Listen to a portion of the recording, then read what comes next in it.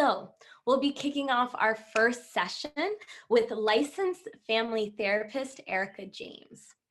And what we'll be talking about is the mental, the psychological, and the emotional aspects of the first period experience and of menstruation. Erica, as I mentioned, is a licensed family therapist. She is an Atlanta resident for the past 14 years, but hails from North Carolina. And she has been counseling as part of her private practice, Erica James Counseling, since 2016. And so in Erica's work, her focus is to really empower people through recognizing and shaping the narratives and recognizing what are the narratives that keep us stuck and how can we shape narratives that really empower us and to open and live our lives wholeheartedly. And empowerment, that's really the core of our conversation, because we believe that if girls have a positive first period experience, then that not only allows them to own their body, but also own their narrative. So that whatever unknowns or transitions that they face in their lives, because as women, we go through many transitions, and this is the first one. So the ones that she goes through in the future, she can do so with confidence. Right? And we believe that it's our responsibility as parents, as guardians, as family, and as friends, and as a community to really empower her to do that. Because when you empower one girl, you empower many. And when you empower many girls, you empower a generation forward. And that's really the heart of everything that we believe in and why we do what we do at RedDrop. All right, so we're really excited to have the conversation with you today. Before I get started, here's just a little run of show.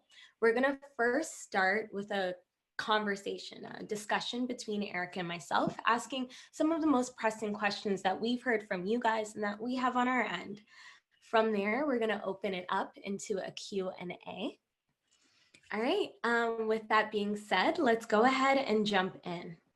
So when we have this conversation about menstruation or about even our periods, we often talk about it from a very physiological standpoint, right? Or mechanical even. What is your body doing? And I think for a lot of girls, and I know for myself included, it kind of made it this thing that my body's doing that I don't really understand. It feels like something foreign, right? And so what we wanted to do is to start this conversation from the feelings, right? So Erica, I would love to start by asking you, what are girls feeling in this time in their lives? Absolutely. So first and foremost, thank you, Ayan. That was a great introduction, and thank you for having me here today. This is a really, really important conversation to me, and I really love what you said earlier about empowerment.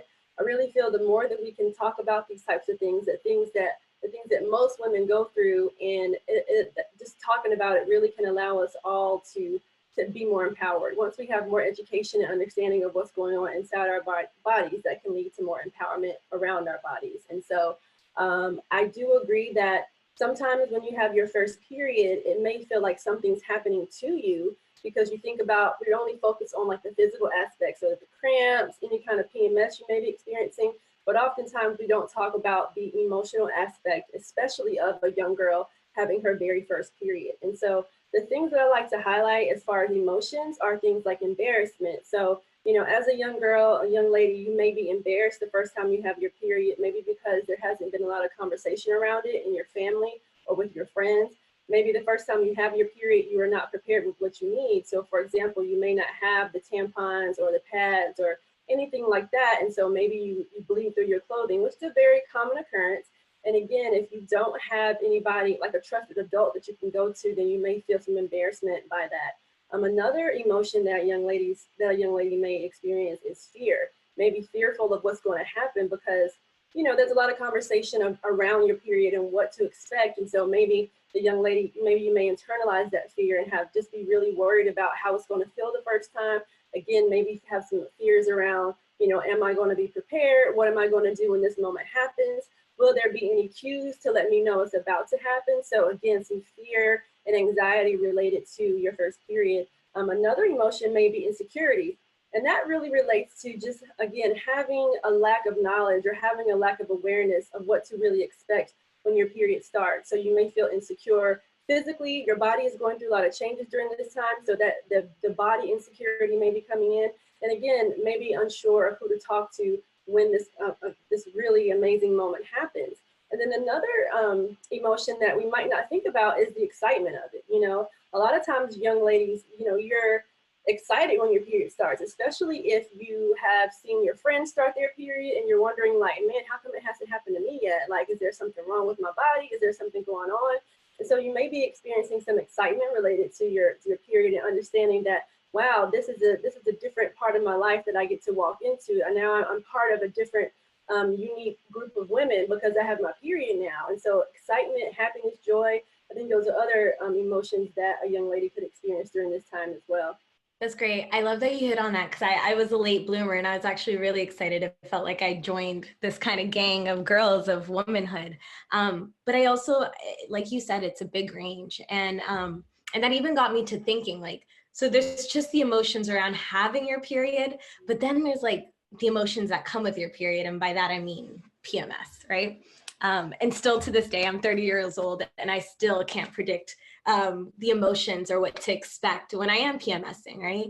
So with that said, could you talk to us about that? And what advice do you have for both parents, right, and guardians, as well as for girls around managing or just even understanding all of their emotions and how to manage them at this time? Absolutely. That's a really, really great question. You know, I think one of the biggest challenges is really understanding your own personal cycle, like, you know, when your period starts, when it ends, just understanding the connection of the timing of it all, because that can be a clue as to when you may experience different changes in your mood. So a lot of times with young ladies or, you know, women of all ages, they may experience PMS. And a lot of times that is related to different emotions that are connected to your hormones. So you may start to experience irritability, fatigue, meaning that you're really, really tired, anger, frustration, sometimes confusion. And if you don't have an understanding of your cycle, meaning like when your period starts and stops, or when your cycle as a whole starts and stops, then you may feel maybe like a victim to your period because you feel like you don't know when these emotions are going to happen. You don't know when the physical symptoms of your period is going to happen. And so I think this is a great time for young ladies to really take account and be aware of how your emotions change during this time. And this is also a great opportunity for all the members of the young lady's family, whether it's their fathers, uncles, brothers, moms, sisters, anybody who's close to that young lady, when they experience that her mood is changing from time to time, it's completely okay to communicate that to her because she may not even be aware of it. I know sometimes when my cycle is about to start, I kind of feel like, what is going on? Like I have no clue around like what is happening. And you would assume, I would assume anyway, that at this point in the game, I would have a better understanding of it. But I know something that's really been helpful for me, and I really think a lot of young ladies would benefit is to download one of the numerous period tracking apps. And a lot of those are so robust that you can put in your symptoms each day that you experience any symptoms. And over time, you can calculate and get more specific around when your period is going to stop, when it's going to be over. And that can potentially help you track your emotions around it.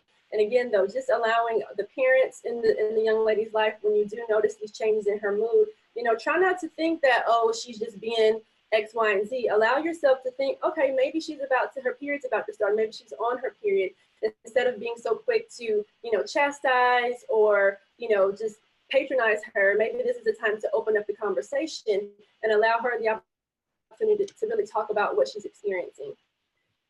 Yeah, I love that because I think it's hard as a woman to both honor your body and what your body's going through and the fact that you might need rest or the fact that you might be irritable. How do you honor your body while still operating in this world, right? And I think that's like it's a challenge that as women we go through our whole lives, right? And it starts as early as having your period and being in class. Um, and and so I really appreciate you saying that because I think it's important to teach girls how to do that early on instead of feeling like it's something that they have to hide or be ashamed of. I know me personally, I talk about my periods because I think it's important to know, like, for girls to be safe to be saying that this is what my body does. And so on that note of safety? Like what advice do you have for parents around helping girls feel safe and to talk about these things and what's going on with them instead of feeling ashamed? So yeah, again, this is a really amazing opportunity for all of the adults who are in the young lady's life, especially the ones who live in her home, to start this idea of a safe space and what that can look like. It can look like the family meeting. It could look like just the parent and the young lady meeting together, like one-on-one. Either way you do it, though, this is a great time for the parents to kind of set the stage and set the tone for what it looks like to have a safe space. So I don't know if you all are familiar with the show Red Table Talk, but on one of the episodes, I believe it was Jada, and she was just talking about how when the family is about to have a family meeting and they really want the children to trust that it's a safe space, one of the rules they set is that each of the kids are able to say a cuss word and not get in trouble. And so that's their way of knowing, like, okay, everything that we say in this sacred circle, or whatever you want to call it, everything that we say right now, we will not get punished for it. And this is truly a safe space for us to say what's on our minds. And it's really important for the parent to set the standard and set the tone for what that safe space is going to look like, what it's going to be called, whether you want to call it the family circle or family meetings or whatever it is, and also allow the children, specifically the young lady who is starting her period, allow them to give feedback on, what do you need from us? What do you need from us as the parents for you to know that this is really a safe space, for you to really know that everything that you say in this space, in this trust circle, you will not be punished for it. And so it may be something where you guys set rules, you write the rules down, and you do a couple of practice rounds just to make sure that everybody understands, everybody trusts that this is truly a safe space. So I think that really taking a couple of steps and being proactive as parents to really, because when you create this kind of safe space, it can translate to all types of conversations, not specifically ones around the young woman in her period, which I understand is the topic of this conversation, but there's so many other dynamics that happen in young people's lives, and they really are craving a parent or a trusted adult to really talk to you about those things. And so when you set the standard for this is truly a safe space, then you will be surprised by the types of conversations and the types of things that the young people and your children have to say and what they're going through. I love that. I love that. I think so many of us struggle, or at least I know. I'm not a parent yet, but I know at least with my own, right? It's a difficult conversation to have. And so I really love this idea of like, not only having the difficult conversation, but using the difficult conversation as a gateway to have many conversations with your kids, right? And to establish that practice, establish that relationship. And I also love the fact that you said that, it's a whole family that can be involved. It's not just a daughter conversation, right? And so one thing we're really invested in at RedDrop is building community around our girls. So I'd love to know, right? The saying goes, it takes a village to raise a child. So how can we use this as an opportunity to build community around our girls in this time of their lives? And I also want to add, perhaps even in this time that we're in right now, where we're in isolation. Mm-hmm. Yeah, I think that's a really great question. The overarching conversation around periods and menstrual cycles and just any kind of cycle in general is typically relegated to women only, even though we know that, we make up half of the population. So if you are a man, you have some interaction with a woman, whether it's your mom, whether it's your sister, whether it's the person that you're in a relationship with. So you are very well aware of what a period is. You've experienced women in your life who have had periods. So this is also an amazing opportunity to expand the conversation just from women to including men as well. And this might be kind of awkward for some men. I understand it, especially if it's something that's been kind of sequestered away and only something that women talk about. When it is time to open up the conversation to men, they may be a little bit, apprehensive on what to do or what to say. But again, as long as we are staging or framing some of these conversations in, this is a safe space, there's no judgment here, there's no right or wrong questions, feel free to be part of the conversation, especially as a father of a young lady who has started her period. I'm sure that he may have a lot of questions, or he may just want to have a conversation with her. Sometimes when young ladies start their period, they may feel like their relationship with their father has to change now because, you know, now they're entering into womanhood, and which I totally understand, because starting your period is a rite of passage, and it is something that's very specific to women, and it can be very inclusive to every person in this young lady's life as she, you know, as she sees fit for herself. So again, this is a conversation for the family, not specific just to the mothers and the daughters and the sisters and the aunts. And this is also another conversation around body autonomy, empowerment, confidence, really allowing the young lady to take, like you mentioned earlier, take control of her own narrative. She gets to determine what information is given to whom, you know. In a lot of families, when the young lady has her first period, you know, the mom wants to go get on the phone and tell Auntie and JoJo and all the people that period. Yeah. It's a great thing, but I think first and foremost, this is where the conversation around consent comes in, where this is an opportunity for the parent to go back to the daughter and say, hey, and really help her understand the importance of this. Like, this is a very exciting time. You know, you're entering into a new phase of your life. This is something that I would love to share with members of the family. Are you okay with that? So asking her permission first. If she says no, letting her know it's okay if you say no. Like, we don't have to tell everybody. You can tell whomever you want to tell. And then also giving the young lady language around how to say no, and letting her know, like, it's okay for you to not want me to tell everybody or tell so-and-so about your period starting. Is there anybody that you're comfortable with me sharing this information with? If not, that's fine too. And just letting the parent know, like, we can always, this is an ongoing conversation. So you may feel apprehensive to share this information now, but in a few days, you might change your mind, and we can always have more dialogue and more conversation around this. And so I think, to answer your question a little bit more directly, as we're talking about women, young ladies starting their period, especially during this time of COVID-19 and quarantining and, you know, being at home, this is a really amazing opportunity to start a new tradition, or, you know, just a new thing in the family, whether it's, you know, having more family meetings on a consistent basis, just opening up the conversation around things that are maybe may have been considered taboo in your family at one point, and now you have the opportunity to open it up and really talk about it, because you're kind of just sitting around the house anyway. You know, there's not really a whole lot for us to do. And so since we are kind of at home, this is a really, really amazing opportunity, like I said, to start new traditions and just new ways to go about communication in your family. I love that. What's some language like that we can give to little girls if, say, they don't want to talk to somebody? Like, is there a soundbite or some language around, like, for parents to use in that discussion? So I think for the young lady, it could be something like, you know, I understand that I understand how important this is. And, you know, at this time, I'm just not comfortable with you sharing it with whomever that person is. It can be as simple as that, you know? Yeah. And for the parent, I think the question can be more so, you know, again, similar, like, this is a really important moment in your life. I really want to share it with the family. However, I only want to share it with them if you're comfortable with me sharing with them the information. And what information would you like for me to share? You know, do you want to be on the phone call with me?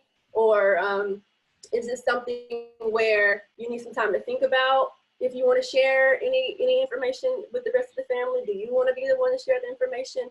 Just really I don't think there's any like right or wrong way to go about it, but I think there does need to be a level of mutual respect. I know a lot of times when it comes to parents and children, you know, parents have a lot of ideas of what children should say and what they are allowed to say. And this is a really important time for the young woman to understand that she has every right, so to speak, to communicate what she does want to be said or not said about her body, about what goes on in her body. Like, this is the time for her to really understand about empowering herself and that autonomy and consent. And, you know, she doesn't have to tell anybody anything about it, and that's okay. And it's not, she doesn't need to feel guilty about that. If she says, no, I don't want anybody to know about this right now, okay, awesome. And just know, as your parent, we can talk about this anytime. And also, this is a cool opportunity for the parents to understand that your daughter may not want to talk to you about this. She may want to talk to another trusted adult, and that's completely okay, because the immunity is in the community. So the more trusted adults that your daughter has in her life, the more opportunity she'll be able to connect with other people. And again, if she doesn't want to talk to you, mom or dad about her period specifically, you can let her know, like, okay, it's cool. If you would rather talk to another trusted adult, I'm completely okay with that as well. That's wonderful. Okay, and I love that. It's a time for her to take the lead in her life. All right, let's shift over to the chat box and see some of the questions that we have and open it up. All right.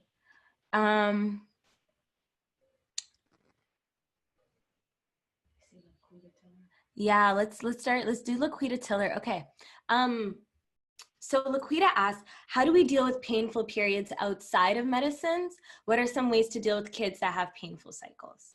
Sorry. Yeah, I thought that was a really good question too. So I'm going to start by giving a little foreshadow. Laquita, our expert next week is Dr. Cassandra Donnelly, and she will be able to give us a lot more of that like medical rigor and what we're looking for, especially around managing pain. But Erica, I think if you feel comfortable, feel free to share any advice that you have in that space. Absolutely. So I think that this is an amazing time to be mindful of the foods that you're eating.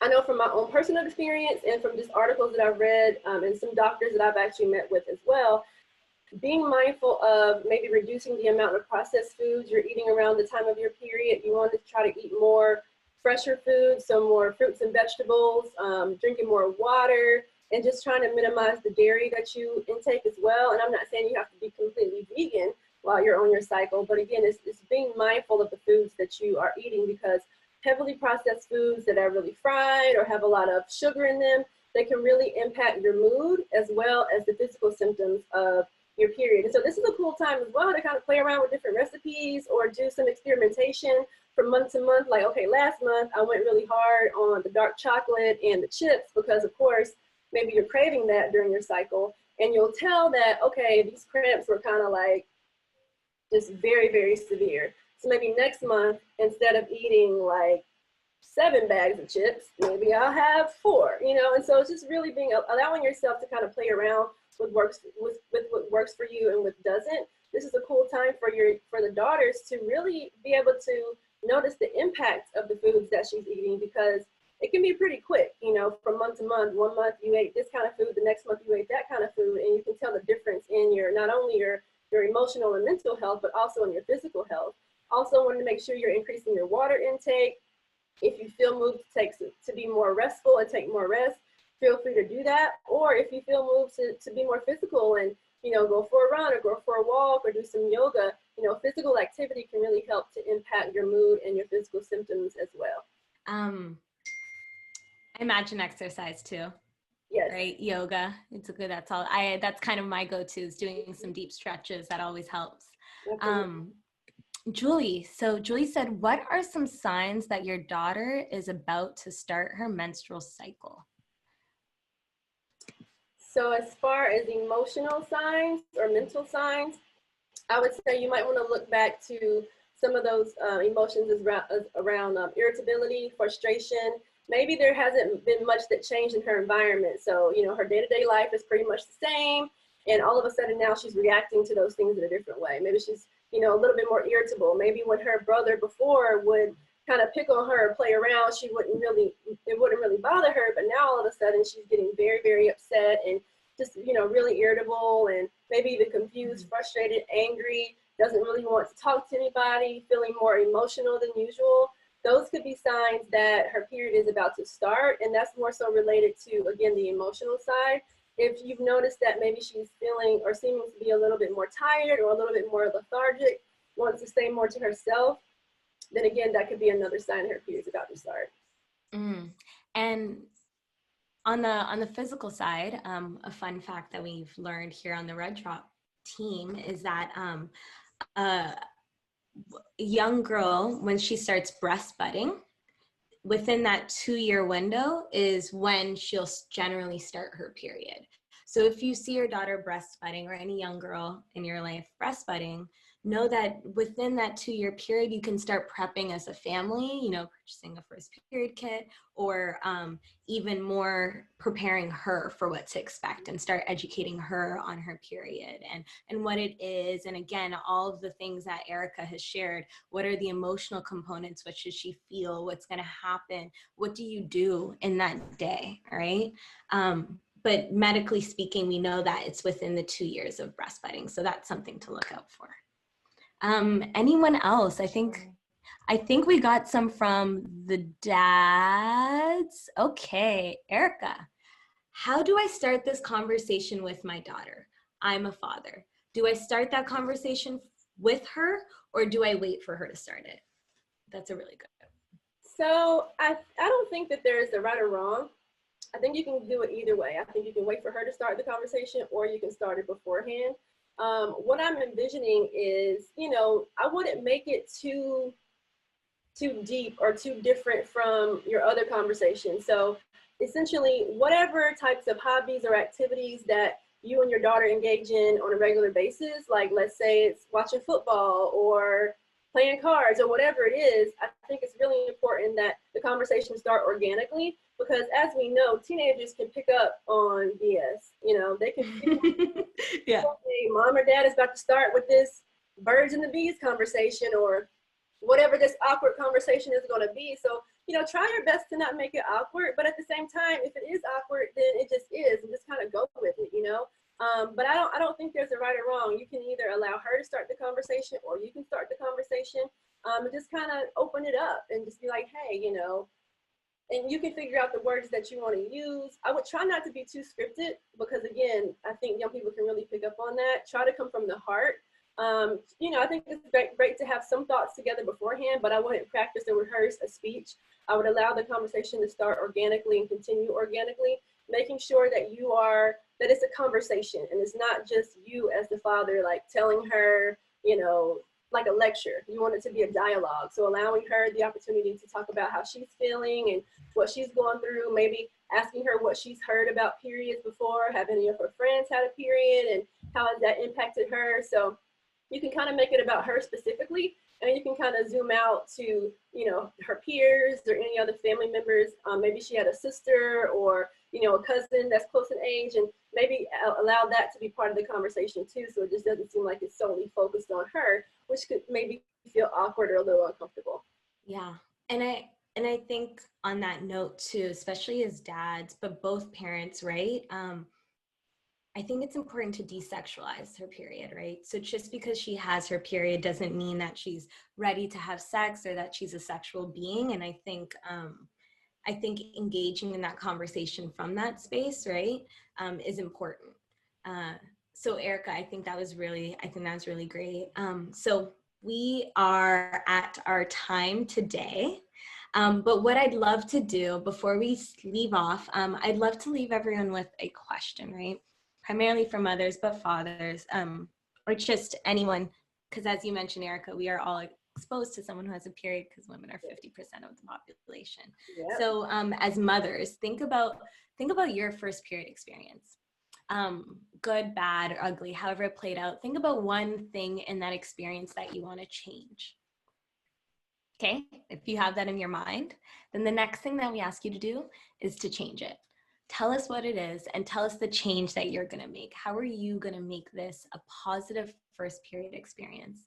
If you have any responses, feel free to leave them in the chat or to DM us on our Instagram, RedDrop, or Facebook, and you can find us there. But we would love to hear, how are you going to make this a positive experience for your girls, and dads included. And so on that note, please continue to join us in these Empower Her sessions. Like I mentioned, we are going to be doing this every Sunday at 4 p.m. EST. And as we wrap, I want to give a very, very big thank you to Erica James Strayhorn. Erica, could you please let us know where is the best place to continue chatting with you, learning from you? Absolutely. So the best place to find me will be on my website, which is www.ejcounselingatl.com. that has all my information, my phone number, my email address. That's where you can learn more about me. You can even reach out to schedule a session with me. I offer 15-minute free consultations. You can also email me at contact@ejcounselingatl.com. I'm also on Instagram at ejcounselingatl. So any of those modes of communication are completely open. So feel free to reach out to me as soon as possible. And this was an amazing conversation. Thank you so much for having me. Wonderful. Thank you so much for being here. And thank you everyone else who's joined us. Please, you can learn more at tryreddrop.com. Follow us on Instagram and Facebook, and we will catch you here next week for session number 2 with Dr. Cassandra Donnelly at 4 p.m. EST. Thank you, everyone. Take care. Have a good day.